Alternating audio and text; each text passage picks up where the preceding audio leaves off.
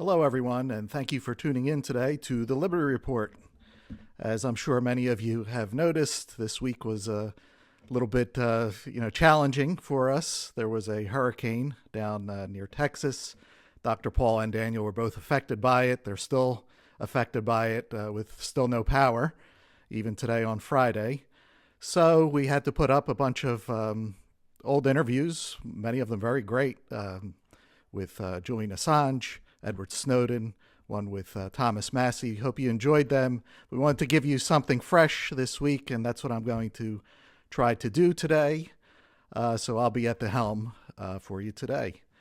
Before getting into the topic that I wanted to discuss, I wanted to bring up our usual, Friday we bring up our partnership with Birch Gold.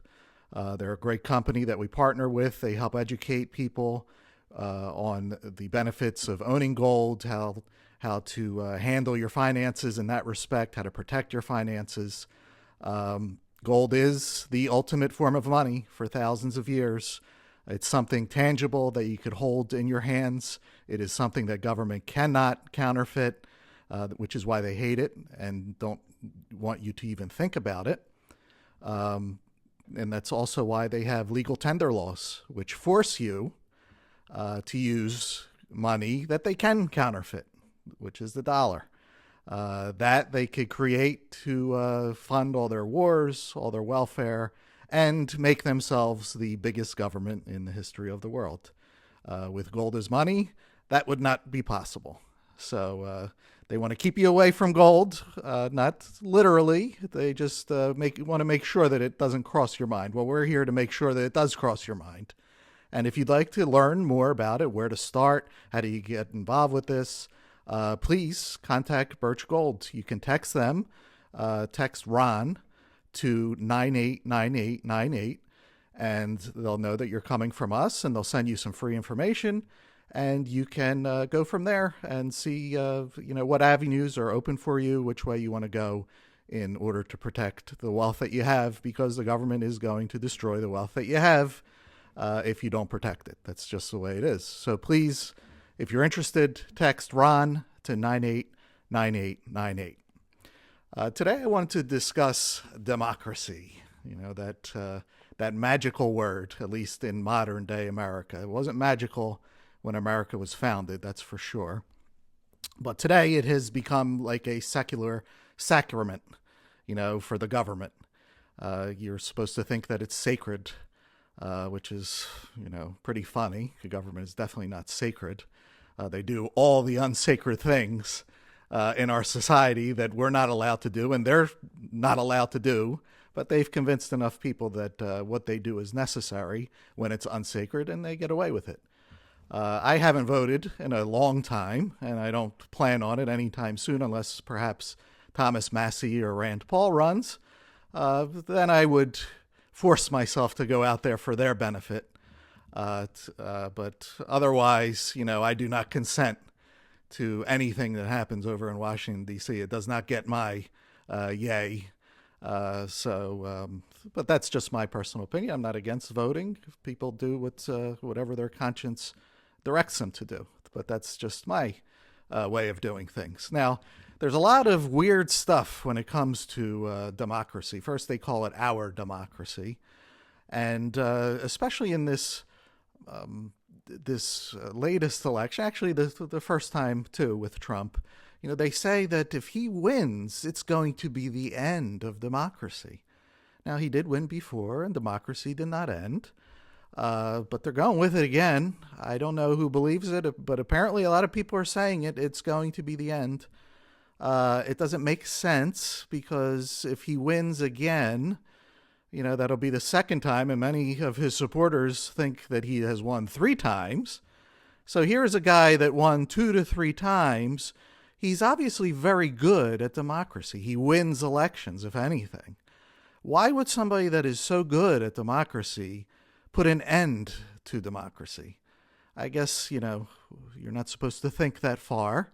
You're just supposed to take the slogan and emotionalize it and then repeat it. But it really doesn't make sense why this guy who would keep winning put an end to elections. So that's one thing I wanted to cover. And again, I wanted to point out that America, our founders did not create a democracy. They created a constitutional republic, and for a good reason. Look at the results of democracy. If the goal was freedom, and we have the biggest government in the history of mankind, then you can't have both. You either have freedom or you have the biggest government.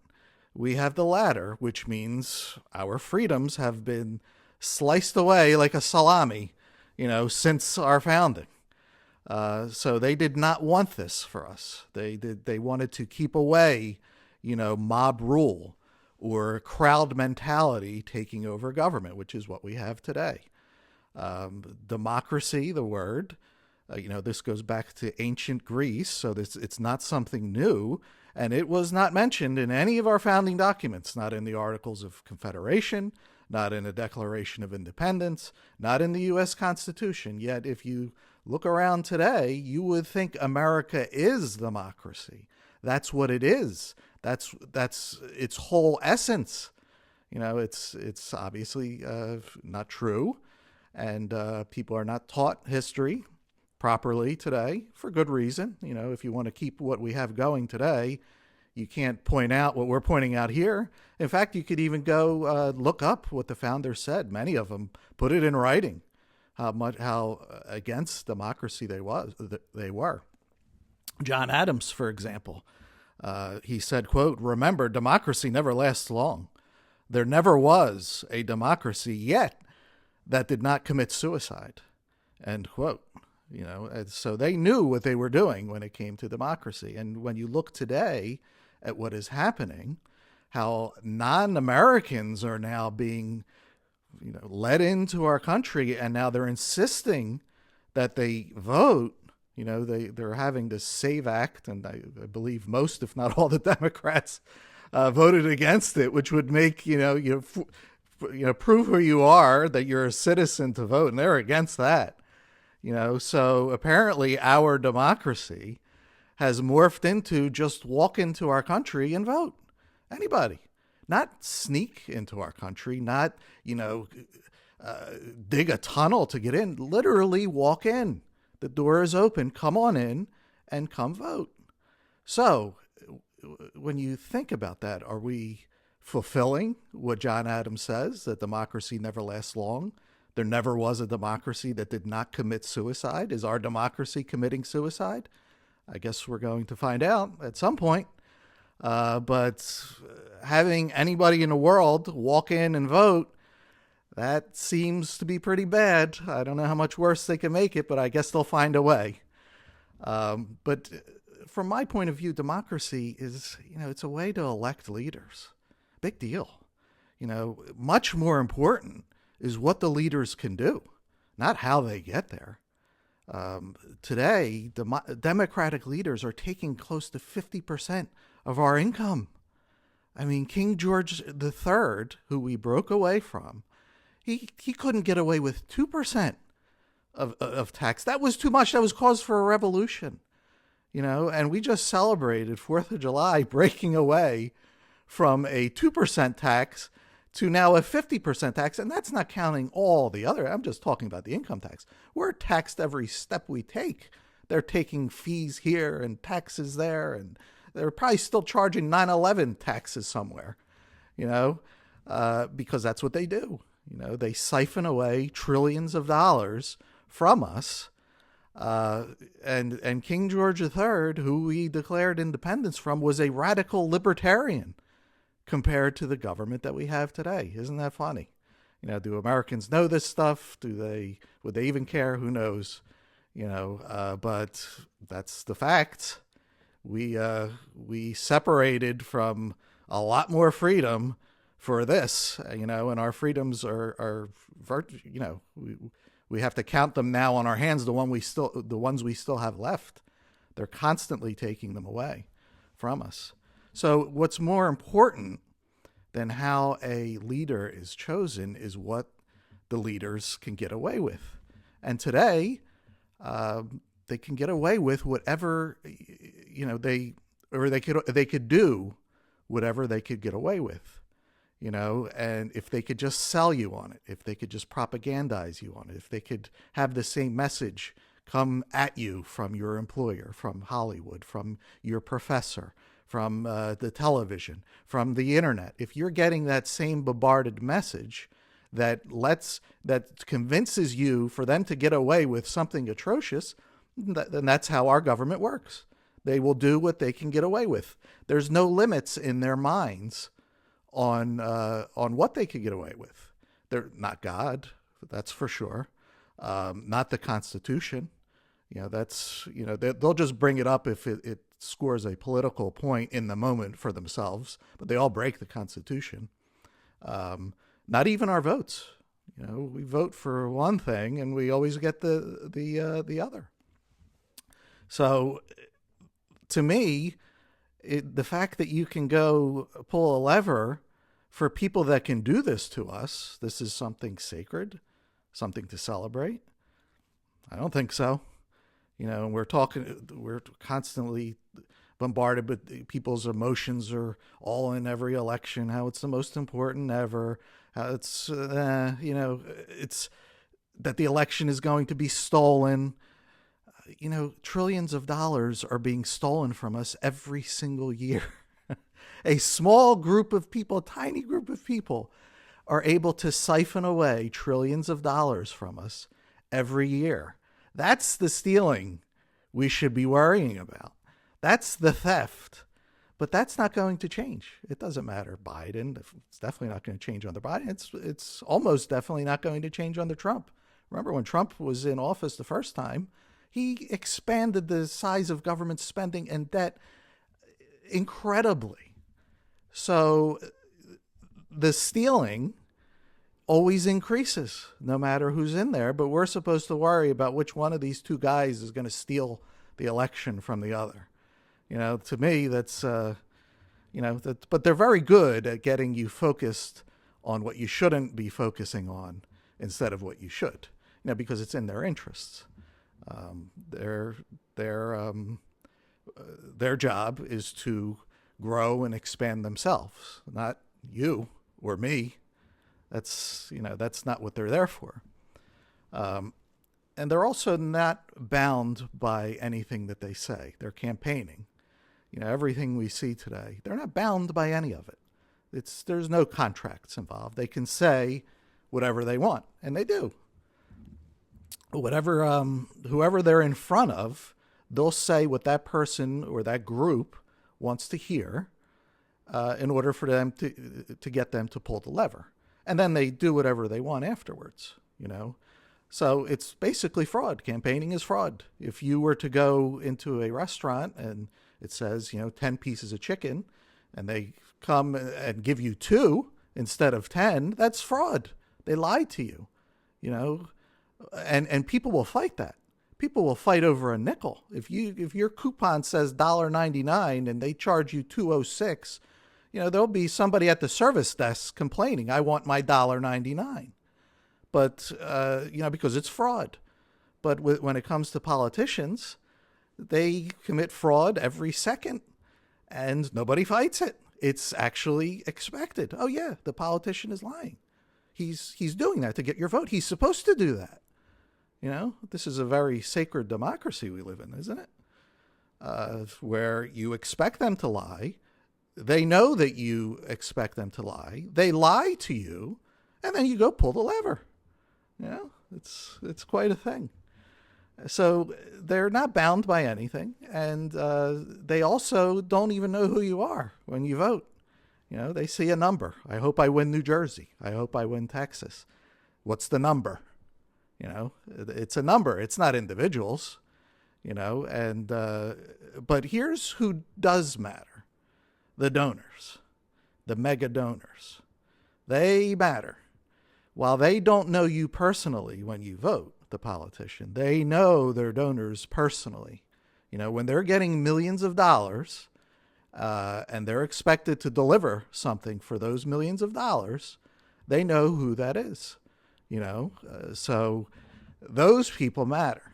Now, they'll come out and say whatever they want to us to get the vote, But you better be careful when somebody is handing you millions of dollars and you're saying you're going to do something for them. So that's why when when the election's over and we watch government operate again, we're always disappointed. Oh my gosh, he said he was going to do this. He's going to take care of his donors, and the donors have pull. If you're handing millions of dollars away, these are influential people. They have pull. They have connections. They could make life difficult for the politician. You pulling a lever or me pulling a lever, we have zero leverage whatsoever. The politician can do whatever he wants, and we have nothing. Hey, you told me you were going to do this. Sorry, come back in 4 years. So that's what democracy in practice has become. The mega donors, the corporations, not the people. The people are told one thing: go pull the lever for me, and I'm going to do all these things that you want me to do. And it doesn't turn out that way.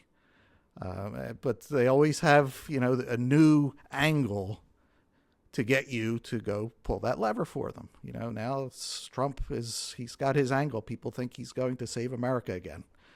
They're using that one again. All right. I would love that, but I wouldn't vote on that.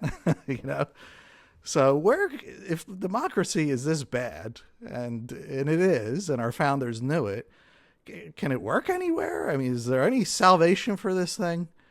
Maybe in like small communities where people know each other.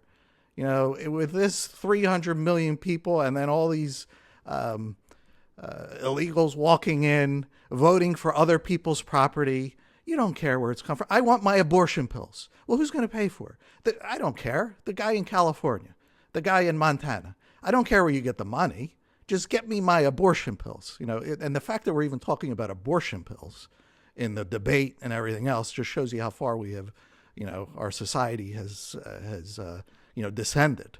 But that's the mentality. I want my free health care. Well, where are you going to get the money?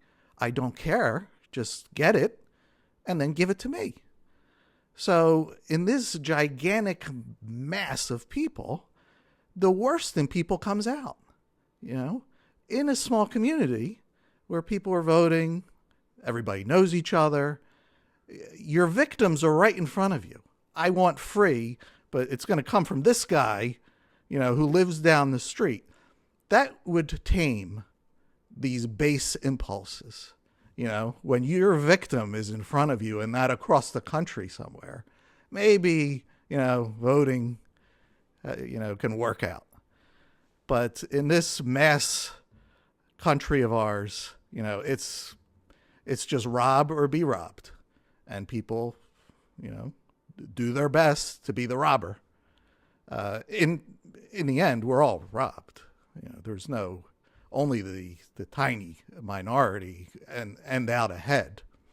But the people, the average citizen doesn't, whether you vote and you're getting something free, they're going to take it from you from another direction. You're not getting anything free.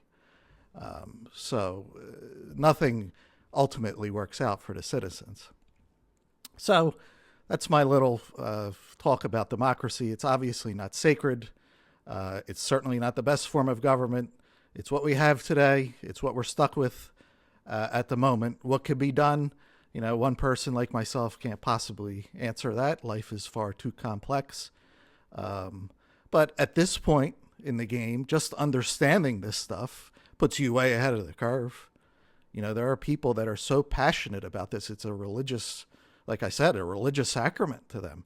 They're pretty far away from understanding these, this kind of logic. But you got to try to reach them the best you can. Try to point out all the hypocrisy. Try to point out how, they're always getting the short end of the stick. Maybe someday they'll get it. But it also wouldn't hurt to just go back to the Constitution, as imperfect as the Constitution is. Just heading in that direction would be a breath of fresh air, of getting the boots off our neck, just so we could breathe a little bit, just going in that direction. We're still not even at that point yet of heading backwards. That point may be coming soon, but we're not there yet. But we got to keep our heads up and try to practice the truth the best we can. Try to spread the truth the best we can, and then we did our part and let the chips fall where they may. Before I leave, I do want to mention our upcoming conference on August 31st. It will be outside of D.C. We would not make you go into D.C. Right outside of D.C. We have this every year. It's going to be another great one. Daniel has done a great job in lining up speakers: Judge Napolitano, Joel Salatin, John Mearsheimer, Dr. Joseph Mercola, Ron Paul, obviously, will be there. Daniel, myself, please come meet us. We'd love to meet you. Be around hundreds of people that are just like you. You know, it's sometimes it can get lonely because most people do not think this way. These last 20 minutes, whatever, you're not going to find on TV what I said here. So it's nice to be around others that think alike, and many friends are made in our conferences. People stay in connection with another because they find others that are just like them. So if you can make it, I'm going to put a link in our description. We'd love to see you there. Hopefully Dr. Paul and Daniel will be back on Monday. I hope you enjoyed this episode on our democracy, and thank you for tuning in to the Liberty Report. Please come back soon.